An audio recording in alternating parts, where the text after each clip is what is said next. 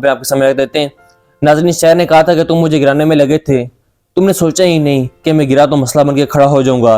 इमरान खान साहब को गिराने के बाद या उनकी हुकूमत गिराने के बाद पाकिस्तान में कहा गया कि आप रावी सब कुछ लिखेगा, आप यहाँ पे बिन वजह करेगा और यहाँ पे चीजें सारी ठीक हो जाएंगी। लेकिन रियलिटी ये है कि 2-2.5-3 सालों के बाद पाकिस्तान अपने एग्जिस्टेंशियल क्राइसिस से गुजर रहा है। एग्जिस्टेंशियल क्राइसिस पाकिस्तान के अंदर है। पाकिस्तान के अंदर हर इदारा, हर शख्स सर्वाइव कर रहा है, एक सर्वाइवल मोड के अंदर आ गया है। पाकिस्तान के अंदर पैनिक बटन दबा हुआ है और चोमों की लड़ाई है जो कि पाकिस्तान के अंदर नजर आ रही है। इदारों के इदारे लेट गए, कोलैप्स कर गए, अवाम का ट्रस्ट बिल्कुल इदारों से मुकम्मल तौर पर खत्म हो गया है और एक मैसिव कोलैप्स जो कि नजर आ रहा है। उससे पहले आपने डॉन का एक कार्टून देखा था जिसके अंदर रियासत के प्लेयर्स उन्हें गिरा दिए थे। उन्हें कार्टून बना के वजह किया था कि इस तरह की गुफ्तगू इस्लामाबाद हाई कोर्ट के एक इंतहाई ज़ीरक, काबिल, मोतबर, दिलेर, गैरतमंद जज जो महसन अकबर की की है। ये रियलिटी है जिसके बारे में हर बंदा बातचीत कर रहा है। लेकिन बल्कि मैंने कल एक इंटरव्यू किया नवाज खोखर साहब का, उन्होंने कहा, ये कहना था कि अल्टीमेटली एक मामला सारे अनाकी की तरफ जा रहे हैं, ये मुल्क अनाकी की तरफ जा रहा है। एक तरफ हम दजल गालें, इस्लामाबाद के अंदर अमेरिकन एम्बेसी थ्रेट अलर्ट जारी करी है कि आपने फैसला मसीह की तरफ नहीं जाना। दूसरी तरफ सिद्दीक जाबिर ने इसके ऊपर विलायत की है कि खैबर पख्तूनख्वा के आधे से ज्यादा खैबर पख्तूनख्वा के अंदर यानी रीट हुकूमत की खत्म हो गई है। वहां पे ना वफाकी हुकूमत बता चुकी है, ना वापस सूबाई हुकूमत जा सकती है। और जाहिर है जो सिक्योरिटी है वो स्टेट सब्जेक्ट है, रियासत का सब्जेक्ट है, वफाक का सब्जेक्ट है, लिहाजा वहां पे कोई जा ही नहीं सकता। इसी तरह की गुफ्तगू मौलाना फजल रहमान सब कर रहे हैं। उनका ये कहना है कि बलूचिस्तान अगर आज अपनी आज़ादी का ऐलान कर दे तो हालात खराब है, फिर हालात आपके हाथ से निकल गए। आज़ाद कश्मीर के अंदर जो लहर है वो तो हमने जाहिर रिपोर्ट कर रहे हैं, कश्मीर के अंदर क्या सोच है और बहुत सारे अल्फाज ऐसे हैं जो कि बताए नहीं जा सकते। हामिद मीर साहब ने अपने एक इंटरव्यू में कहा है कि जो बहुत बड़ा पाकिस्तान का फन खान है, फन खान बनता है, मेरे साथ चले और बलूचिस्तान में खैबर पख्तूनख्वा में सिर्फ असर के नमाज के बाद वापस जाके दिखाए। तो बिल्कुल एक एग्जिस्टेंशियल थ्रेट बदकिस्मती से पाकिस्तान के अंदर आ गई है, यानी एक सर्वाइवल है और ये सर्वाइवल इदारों का भी है। ये सर्वाइवल, ये वो वाली बात है, पाकिस्तान के अंदर डिबेट शुरू हो गई है कि रियासत होगी तो सब कुछ होगा, यानी मुल्क हमारा होगा, ये वतन अजीज होगा तो जनाब आप लड़ेंगे, आप खाएंगे भी, आप पियेंगे भी, आप शरारतें भी करेंगे, आप शोल भी लगाएंगे, आप तजर्बे भी करेंगे। मुल्क ही नहीं रहेगा, लोग ही नहीं रहेंगे, तो फिर कौन से तजर्बे, कौन सी शरारतें और कौन सी ये सारे ड्रामे होंगे।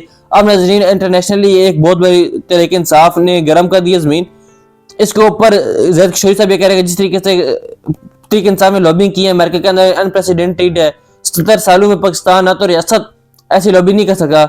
हालांकि जो लॉबिंग फर्म्स है उन्होंने भी पैसे दिए गए, बहुत सारे लोगों को हायर किया गया, लेकिन उसके बावजूद ऐसी लॉबिंग नहीं हो सकी जो तहरीक इंसाफ ने की है। अब अमेरिकन जो हाउस ऑफ कांग्रेस है वहां पे तहरीक इंसाफ एक रेजोल्यूशन लेके आने वाली है और वो रेजोल्यूशन उसका बहुत मैसिव इंपैक्ट होगा। उसमें 20 लोगों के और 20 शख्सियत के नाम है, जनाब इन्हें स्पेशल डेजिग्नेटेड लोगों के अंदर डाला जाए। ये तो अमेरिका के अंदर होने वाला, लेकिन उधर बरतानिया के अंदर एक और पार्लियामेंट की हेयरिंग है, एक और पार्लियामेंट की हेयरिंग जो अगले हाल में हफ्ते में 1.5 हफ्ते में हो जाएगी कि बरतानिया पार्लियामेंट के अंदर एक दफा फिर वहां के जो पार्लियामेंटेरियन से बैठेंगे और मजीद बड़ी तादाद में बैठेंगे और दफा फिर पाकिस्तान के अंदर जो ह्यूमन राइट वायलेशंस हैं, इमरान खान के साथ जो कुछ हो रहा है वो यहाँ पे डिस्कस होगा।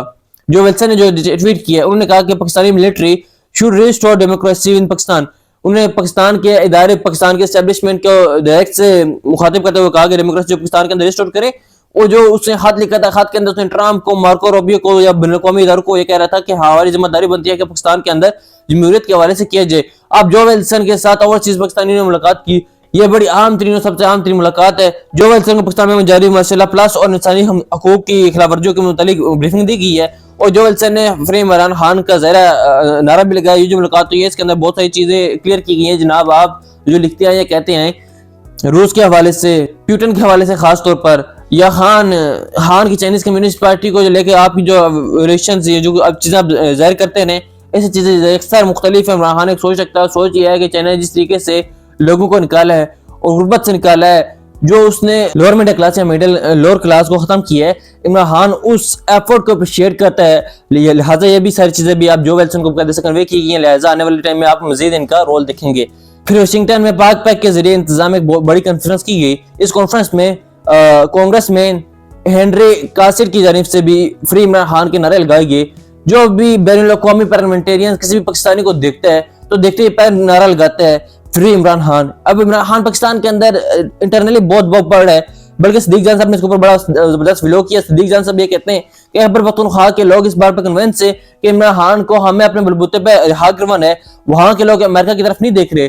यानी केपी के अंदर एक उबाल है और बड़ा सीरियस किस्म का उबाल है। पंजाब के अंदर भी मौजूद है कि पंजाब के अंदर पंजाब की जो लीडरशिप है वो धुआं मारी हुई है। यानी एक लीडर ये कहता है कि मैं अंडरग्राउंड हूँ, लेकिन मैं 5 मिनट के लिए रिलीज में भी आता हूँ। मैं अंडरग्राउंड हूँ, लेकिन मैं इंटरव्यूज भी दे रहा हूँ।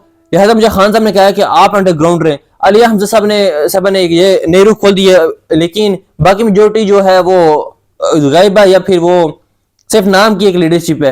हैबर पख्तूनख्वा के अंदर इमरान खान ने एक टीम को रिक्शा चेंज कर दिया और गड्ढापुर साहब के बारे में हर साथी रिपोर्ट कर रहा है कि चाहे सदीक जान साहब हूँ, चाहे बाकी जर्नलिस्ट हूँ, उन्होंने सबको कहना है कि खान का उनके ऊपर एतमाद कहानियों की वजह से नहीं है जो उन्होंने सुनाई है, बल्कि जो कहानियां बयान करते रहे ये बड़ी अजीब और गरीब कहानियां थी और बड़ी आम तरीन मौकों के ऊपर थी, जहां से पाकिस्तान की तारीख का धारा बदला जा सकता था, वहां पे आके वो कहानियां सुनाते रहे।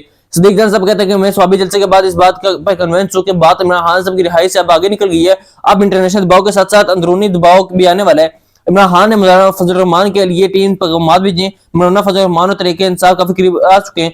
मौलाना फजल रहमान और ग्रैंड अपोजिशन अलायंस अहमियत के हामिल बन गए। ग्रैंड अपोजिशन अलायंस के अहम फैसले होंगे। ये पाकिस्तान की तारीख में का एक अहम तरीन फैसला होगा, सुनहरी अल्फाज से लिखा जाएगा तारीख में। सो लेट्स से के आगे मामलात की तरफ जाते हैं, आपको अपडेट करेंगे। अल्लाह हाफिज।